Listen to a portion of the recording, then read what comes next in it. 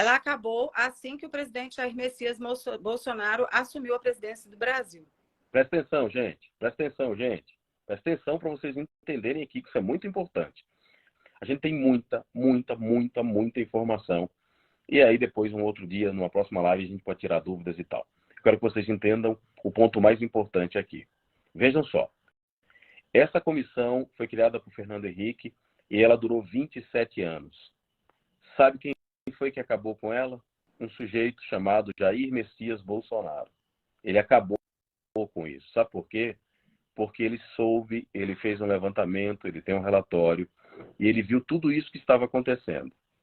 Beleza, tá claro para vocês. Agora, a gente vai para a parte mais importante dessa live. E eu quero mais do que a sua detida atenção.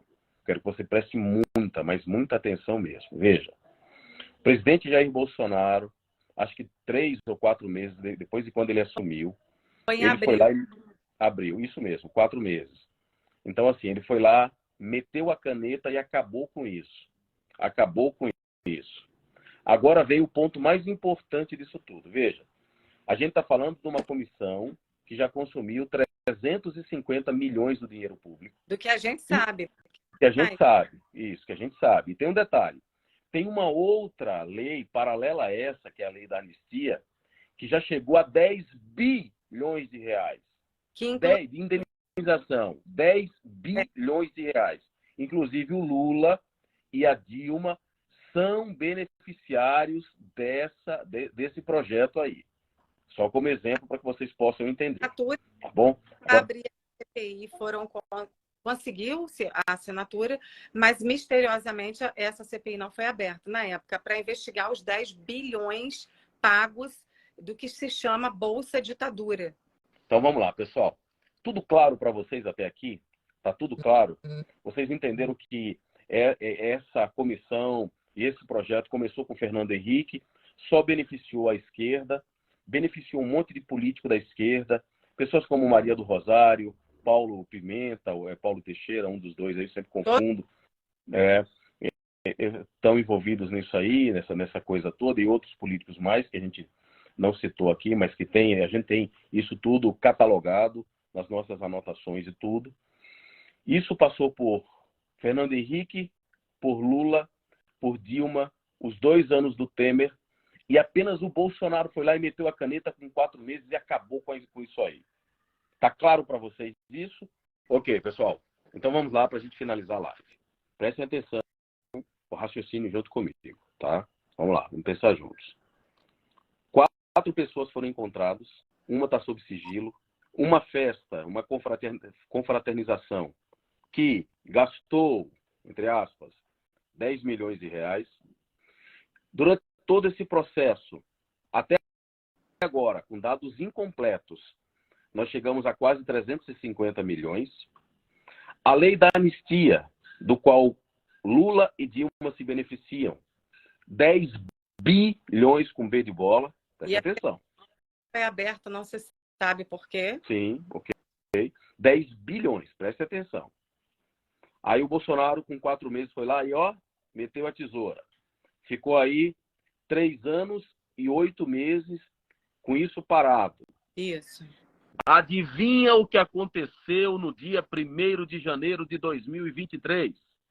Dou um doce para quem acertar o que aconteceu no dia 1º de janeiro de 2023. Quem arrisca?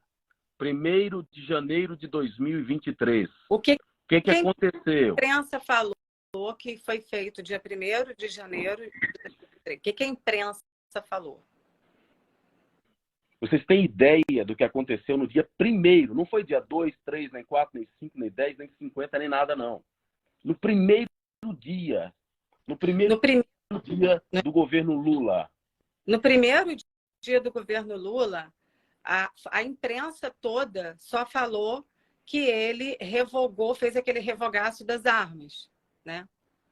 Mas, na realidade, ele também, a primeira coisa que ele fez foi revogar esses 2 decretos do presidente Bolsonaro que garantia o fim da criação dessas comissões, desses grupos de trabalho, essas coisas que... Esses grupos que pegam esse dinheiro e não dá satisfação a ninguém. Então, foi a primeira coisa que ele fez, foi reativar esse tipo de comissão para que essas coisas se perpetuem. Agora, vamos aos questionamentos. E aí a gente vai subir uma hashtag Lula responde a live. A gente quer ouvir. Nós queremos a resposta do Lula. Lula, você tem consciência, você sabe que durante todo esse tempo, inclusive durante o seu governo, o quanto foi gasto nessas comissões? Qual foi a prestação de contas que teve? Isso não foi apresentado para a gente. Essas prestações de contas, se é que há algum tipo de prestação de contas, isso não é passado para ninguém. Eu procurei isso igual procura uma agulha no palheiro. A prestação de contas, ela não existe de acordo com documentos oficiais, não existe. Mas eu quero saber do Lula, eu quero que ele responda. Ei, Lula, e aí? Agora, o que me chama mais atenção durante toda essa coisa inteira são dois pontos. Primeiro ponto, a ação do Bolsonaro, logo ao ficar sabendo desses dados, com essas informações, qual foi a primeira atitude que o Bolsonaro tomou? Tesoura. Ele cortou. Decreto, tudo isso. E o Lula tinha tanta consciência disso, mas tanta consciência disso, de que a mamata acabou, de que essas coisas e tal ali, que a primeira ação dele, no dia 1º de janeiro, foi reativar o processo dessas comissões. Então, assim, você consegue ter dimensão de quantas outras coisas como essas são escusas, estão escondidas, vivem no subterrâneo do mundo das leis em Brasília, em que nós, meros mortais, não temos acesso e não sabemos? Isso foi uma casualidade. Essas informações, esse dossiê, com esse relatório, chegou em nossas mãos, mas assim, e quantos outros não chegam? E quantas outras informações como essas ficam despercebidas? E simplesmente, talvez jornalistas, empresas não tenham coragem ou não tenham interesse em levar essas informações ao público. Vocês conseguem ter dimensão da gravidade disso? Os nossos senadores, os nossos deputados têm que cobrar ao Lula e saber por que, no primeiro dia do governo dele, ele reativou essas comissões. Qual é o envolvimento do Lula com essas comissões? Qual é o envolvimento do PT com essas comissões? Já que grande parte dos membros da comissão são ligados diretamente ao PT. Essas questões são as questões centrais, são as questões principais e nós vamos buscar respostas.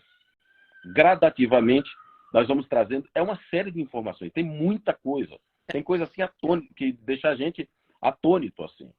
E a gente vai passar isso através das publicações, nas redes sociais, enfim, ou então em outras lives.